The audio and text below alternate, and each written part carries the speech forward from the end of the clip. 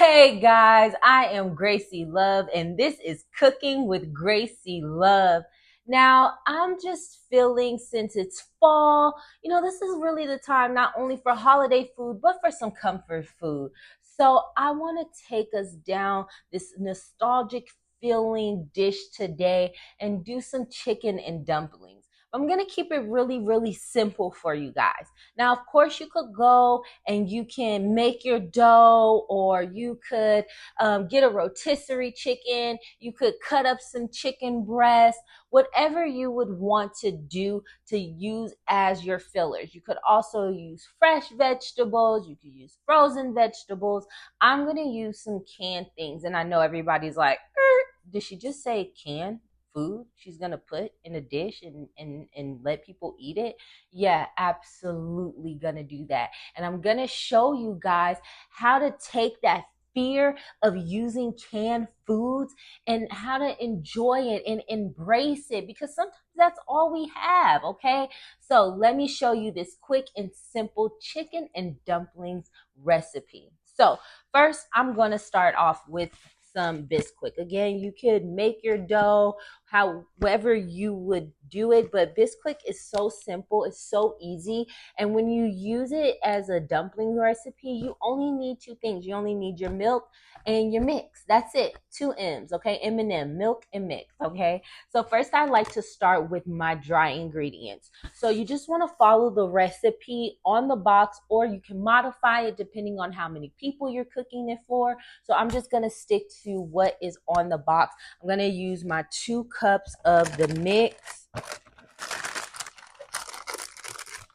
I have to be careful because it's opened weird. I got my measuring cup.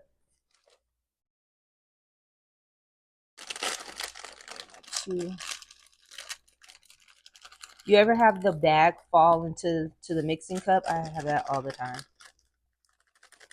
So don't be ashamed if that happens to you. It's a part of life. If you don't have the bag fall at least one time in your mixing cup, you're not really cooking. Okay, so my 2 cups of mix is gonna go inside of my mixing bowl. And then next, I'm going to add in my 2/3 cups of milk. You can use whatever type of milk you want, whole. I'm using 2%. If you want to use your almond, use your almond, but I would do unsweetened because that would be really funky in your dumplings. So go ahead and add in your 2/3 cups of milk. Okay. And you want to make sure that when you're measuring on a flat surface. So you're making sure that it's leveled nicely. So that's my 2/3 cups of milk that's going to go in there. Okay, I'm going to mix that up nicely. And if you feel like it needs a little bit more milk, go ahead and add it. But like I said, if you use your measuring cup, you should be fine. And you want that thick dough, because you're gonna have to scoop them up. You don't have to roll them up. You can roll them if you want to be. If you're feeling real fancy, but you can just spoon these right into your broth, which I'll show you guys in just a second. So I got my mix spooned in there. All right, that's good. So this is what it's gonna look like once you got your mix and your milk all together. So now we're gonna add this in our fillings into this broth. Now in my pan, okay, it's steamy, but this is just water and the chicken bouillons, okay? Now you can use chicken broth, okay? Whatever kind of broth or stew you want to cook your ingredients in, okay? So I have my canned mixed vegetables. I drain them. Make sure you drain them. You don't want that water inside of your stew. You already have that in your broth. You have that water. So why would you add this unseasoned water when you already have prepared the seasoned water? Now I'm going to add these chicken breasts. Again, I drain these. They have some that are in water and oil. Mine was in water. Either way, drain it, okay? Because you, again, don't want to mess up the flavor you have from your already boiling broth. And this was already boiling, so that's why I'm able to put this right in there. And if it's not already cooked chicken, you want to get that cooked in there first before you're adding anything in there. But again, everything I'm using is already pre-cooked. So you don't have to worry about that. You don't have to worry about that at all. So I'm going to give this a quick stir. Okay. Always feel more comfortable when I rinse it. Here we go. So quick stir with that. Nice and well put together.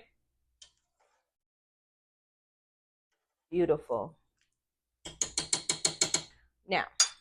Now that I've added that chicken in there, I'm going to add in some more seasoning. I do have that chicken bouillon in there. Again, if you use chicken broth or whatever, I still want to add some seasoning in there for that chicken, for that vegetable. So we're going to add a little bit of garlic salt.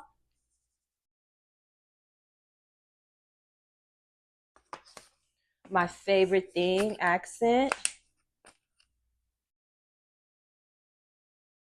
Okay. Hit it with some seasoned salt. You don't have to use a particular brand for seasoning, okay? Whatever you got. Black pepper. You could also use a little bit of Cajun in there if you wanted to do kind of a little Cajun theme. I always use turmeric. That just gives it that color and it's good for all your insides. So now I'm going to stir that all together.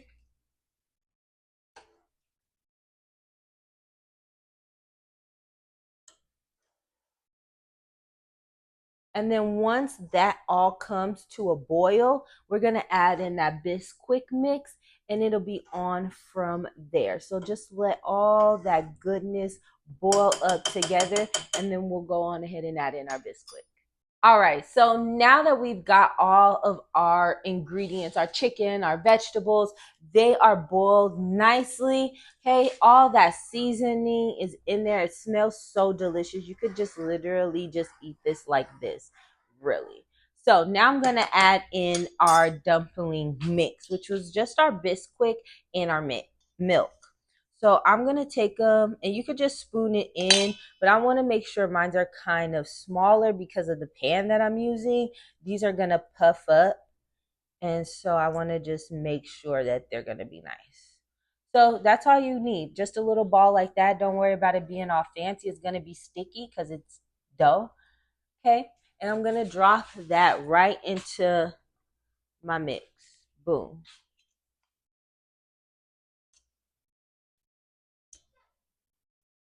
And my mix into my broth. That's what we're going to be doing. That's what we're doing. So again, just spoon it, roll it. Again, you could just spoon it with a spoon and then put it in there. But like I said, because I want to control the size, I'm doing it like this. And you want to use a bigger pan if you have one. If you don't, again, just roll it with your hand so you can control the size, okay? And you could use an ice cream scoop if you want to do bigger ones. And it ain't got to be fancy. It's going to stick because, again, it's dough, all right? And just drop them in. And, again, depending on how big and small you do them, you could get probably about 8, maybe 10.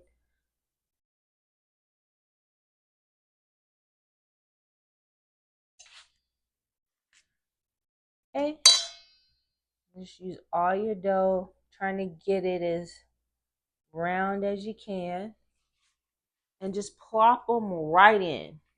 Put them right in, drop them right in. There is no fancy way to put it in there. You just drop it right in there.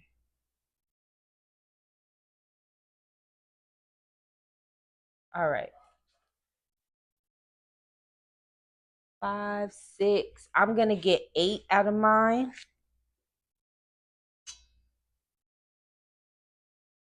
Mine's just a little boiling. I'm going to turn mine down a little bit because you see it's kind of boiling. And those dumplings are already poofing up. It's amazing.